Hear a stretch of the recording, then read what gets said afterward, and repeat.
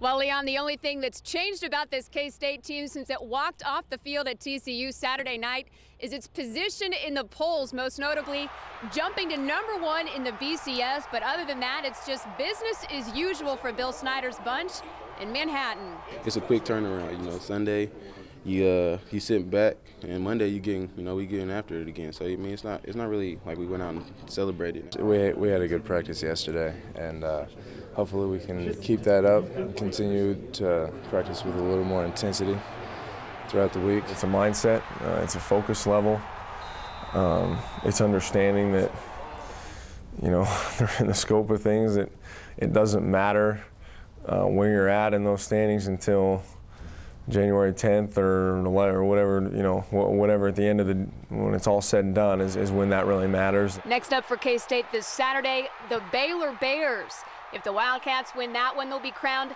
this year's Big 12 champ. We definitely understand that what's at stake, you know, this week. At the same time, we're looking at a bigger picture. That bigger picture, playing for a national championship. Something that's surely on the mind of athletics director John Curry. My main concern right now is beating Alabama Huntsville tonight, and then we got to beat Iowa State in volleyball tomorrow night, and then we've got a couple contests this weekend. And while K-State's athletic director may downplay the possibility, in all reality, the Wildcats are just 2 wins away from their first shot at a national title in school history. In Manhattan, Mary Rachel Redmond, KSN Sports.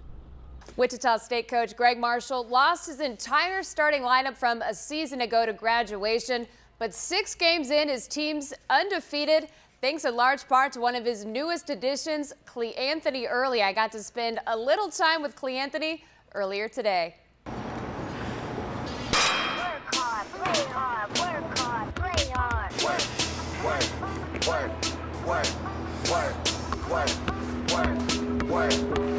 With just 6 games under his belt in a Shocker uniform, newcomer Cleanthony Early leads Wichita State in scoring and is the team's 2nd leading rebounder. But the path to Early's success on the basketball court hasn't been easy. Life in general hasn't been a peachy road to get here. My brother's death about 2 years ago, going on 3 years, that kind of gave me the feeling that I had to step up.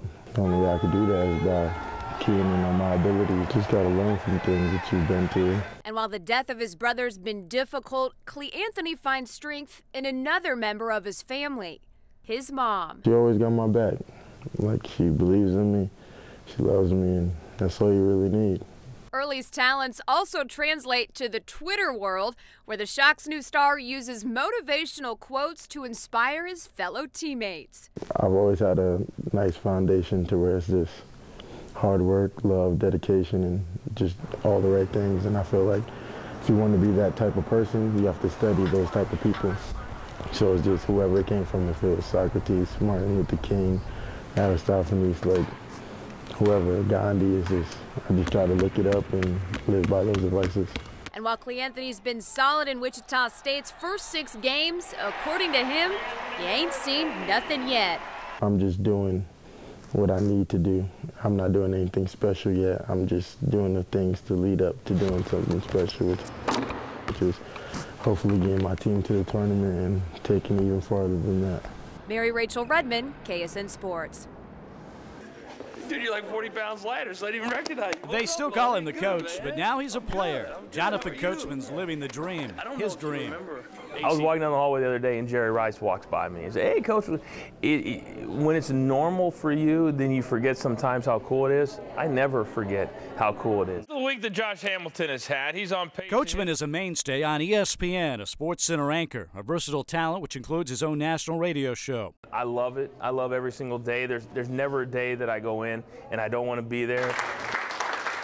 Coachman, a native of McPherson, was back home in Kansas this week, speaking in Hutchinson to help raise money for journalism scholarships. And people where I live now, they kind of know my story a little bit, but they don't know what it's like to live here, and they don't know what it's like to play for McPherson High and then to stay there and go to McPherson College. And also at McPherson College, Coach was a pretty good basketball player, the KCAC Player of the Year. He likes to bring that up every once in a while. Down the hall. NBA guys, you were KCAC Player of the Year? Well, I said I saw Magic the other day. I was like, "Hey, Magic, sure you were part of Showtime."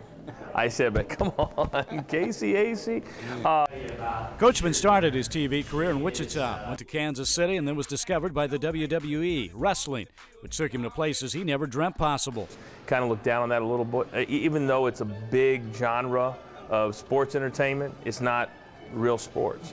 And would a national audience ever take me seriously doing Sports Center when maybe a year before I've been doing anything but that? But so far they have, and for the coach, he looks forward to an even brighter future. But for right now, it's just good to be home again, even signing some autographs for a few old friends. Hey, Leon, you don't have to ask for it, buddy. Here you go. I've been fortunate to see literally the world in the last 10 to 15 years, but there's no place that's more important to me than this area of McPherson, Hutch, Wichita, because it's home. You can't substitute for that. Thanks. Awesome. There you go.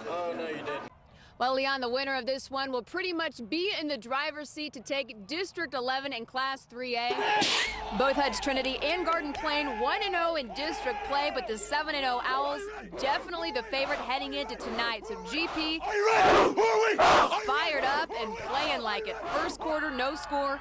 4th and 4, the Owls go for it.